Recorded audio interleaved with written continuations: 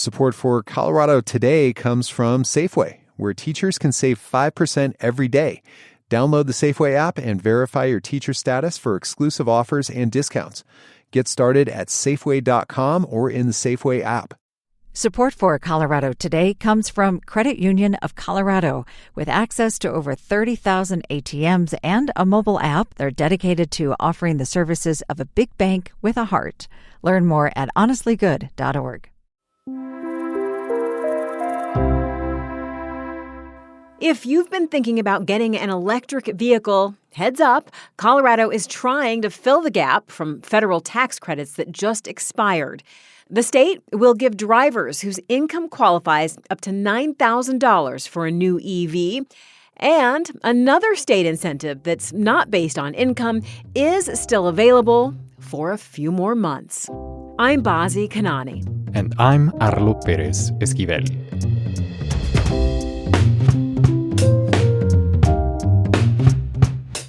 Coming up, ICE makes a big claim about how often its officers get assaulted. Our reporters wanted to see the evidence. But none of that really added up to 1,000%. Then Denver wants to flip an iconic part of downtown like they did Union Station. This mall was like a dream of city leaders for decades. What's next for the Denver Pavilions? Plus, the uncommon place where people are creating works of art this weekend. Like being on the train where it's just speed, speed, speed, speed, speed, art gives us a time to slow down. It's Friday, October 3rd. Here's the news in Colorado today. This week, U.S. Attorney General Pam Bondi justified the deployment of waves of federal officers to Portland, Oregon, and Chicago, claiming that ICE agents face rapidly increasing number of assaults on the job. ICE has been making this assertion since this summer. The agency's acting director has said that the number of assaults on immigration agents is up 1,000%. The sad truth to that, we're over 1,000 now. We broke 1,000 last week. But they don't say what they're comparing that number to or provide any evidence. CPR's Allison Sherry and Ben Marcus have made multiple requests for the data. They're going to tell us what they've learned. Ben, Allison, you didn't get much from ICE and Homeland Security, but what kind of information have you been able to gather to investigate their claim? Yeah, that's right. I mean, they haven't given us any specifics on where they started from with that number and how they arrived at 1,000%. They did send us a handful of press releases with incidents about federal officers, ICE agents being assaulted, incidents that have happened since the Trump administration started, but none of that really added up to 1,000%. They have declared over and over that all the assaults on agents would be fully prosecuted. And so we decided we'd reverse engineer this data. All right, so Ben, when you did reverse engineer the data, how did that square with this idea that assaults are up by 1,000%? So we found that assault on agent charges, these are all federal agents from Park Service to TSA, was up about 25% this year compared to the same time period last year. Obviously well below 1,000%, and most of that's coming from Los Angeles, where these intense ICE enforcement operations going on. But former ICE agent Scott Mechkowski, he questioned whether or not the prosecutions were the right way to figure out how many assaults there are. He said that prosecutors don't really want to take these cases involving assault on ICE agents. We were told most of the time if our guys got bit or, they got punched, we were told that's part of the job. So there you're talking about the national numbers. What does it look like in Colorado specifically? So in Colorado, we could find only one case of an ICE officer being assaulted back in 2017. Then nothing until this year. There have been 4 cases filed. No convictions yet, and charges were dropped in one of those cases.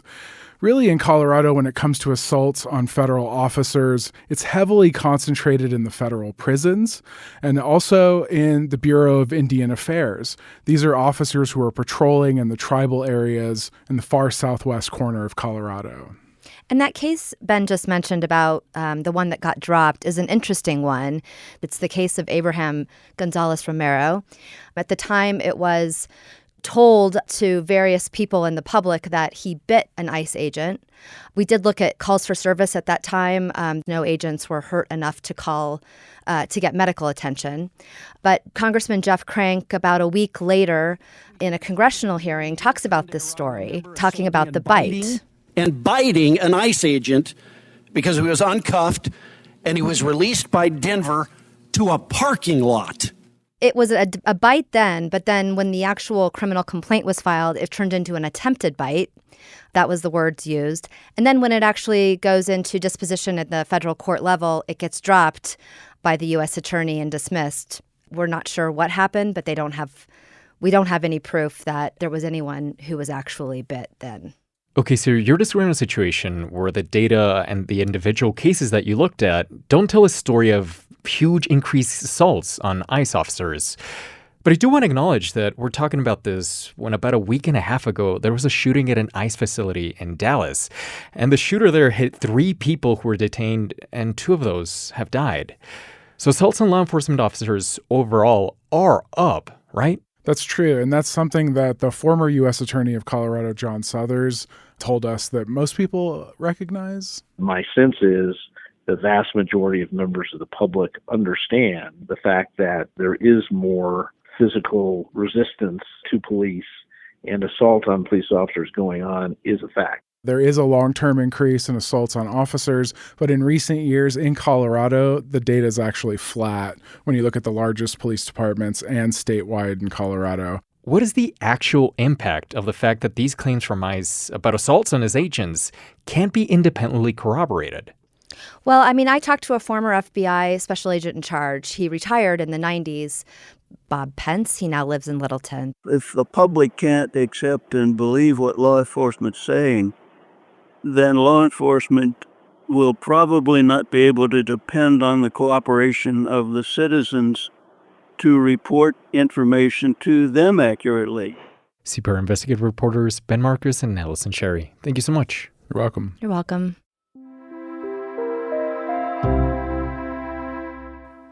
Back in the day, the Denver Pavilions were a big deal. For those of you who might not be familiar, the Pavilions are this 3-story open-air galleria on Denver's 16th Street. And it was the place to be in the late 90s. I'm talking about Virgin Records, Barnes & Noble's, Hard Rock Cafe, and of course, Radio Shack. Truly, the good old days. But like most malls across the country, the Pavilions have struggled. Now, Denver believes it can make a comeback. Denverite editor Andrew Kenny is here to tell us more about the new plan to remake the Pavilions.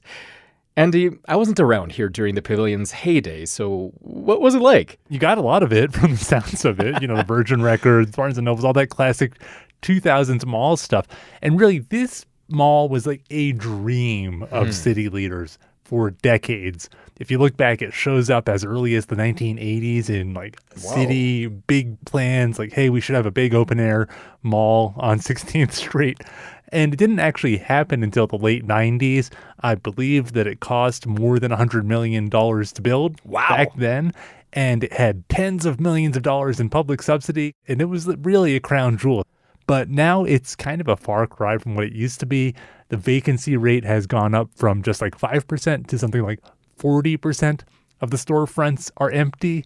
And if you walk around, it's a little sad. You know, Paolo was down there, our reporter the other day, said the escalator was broken. He said it smelled kind of bad on the top floor. And clearly this place is suffering. Yeah.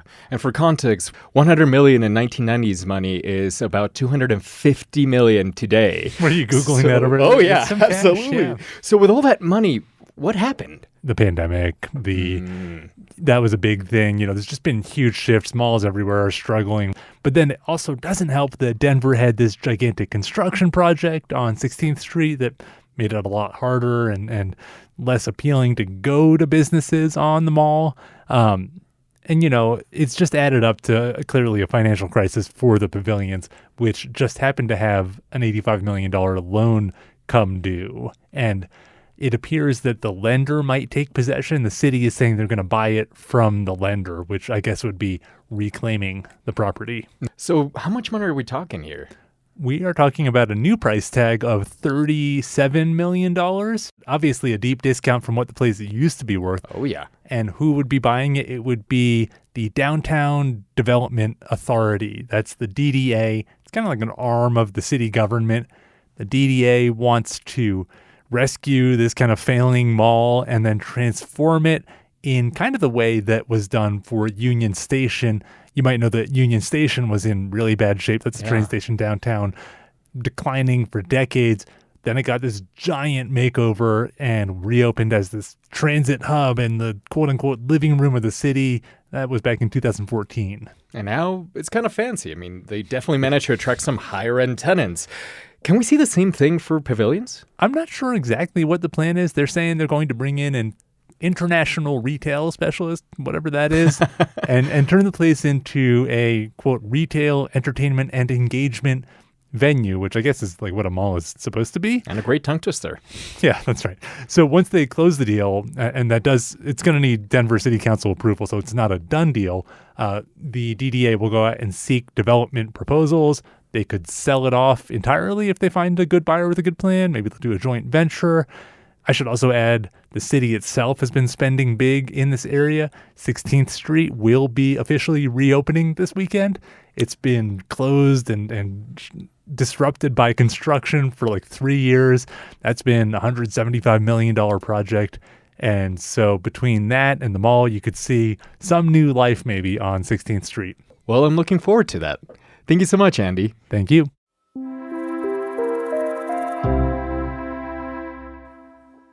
Have you ever tried writing a card, or maybe in a journal, on the train? If so, you know it's not easy. Lines can come out kind of squiggly. So imagine trying to paint. I'll be boarding with a backpack chock full of professional watercolor paints. Watercolorist Nan Wright is part of the very first westbound Art by Train residency that started this week. Like being on the train where it's just speed, speed, speed, speed, speed, art gives us a time to slow down. And not only the artist gets to slow down, but the person who views the painting gets to go, and look into the landscape or look into the florals, or even people who do portraits look into the subject's eyes. Wright and 5 other Colorado multimedia artists will look for inspiration while writing a Rocky Mountain section of the California Zephyr train. That's a beautiful part that goes through Glenwood Canyon, among other places. The full route stretches from Chicago to San Francisco. The idea of Westbound was really to represent the spirit of each of these regions and connect these creative passageways through this kind of train corridor. Emily Grace King is the residency's co-creator. She came up with the idea during her own trip on the Zephyr. I was just really struck by how relaxing it was. There was no cell phone reception. You're going to these really remote areas of Colorado, many of which you could really only access by going by train. Each artist will board the Zephyr from their local stop, and then they'll have until Grand Junction to finish their work. That can mean anywhere between 2 and 10 hours, depending on where the artist lives. Wright isn't yet sure what she'll paint, but said, I think I will know it when I see it. And it's not necessarily the canyons, but maybe the quiet spots in between that will attract my attention. She'll have 5 hours to make something magical between Fraser and Grand Junction. The westbound residency artists will roll through the Western Slope today and show their work at a pop-up First Friday event at Grand Junction's Union Depot. That event is open to the public. Afterward, their work will travel to Denver. It'll be displayed at the Denver Public Library's Central Branch alongside archival materials related to the California Zephyr. You can find more on this and check out other things to do this weekend in the Colorado Arts Spotlight. The link is in our show notes. Reporting for today's show also came from Denverites Paolo Shalcita and Lauren Antonoff Hart. Thanks for listening. To keep up with what's happening in your state, be sure to follow Colorado Today in your podcast app. I'm Bazi Kanani. And I'm Arlo Perez Esquivel. This is CPR News.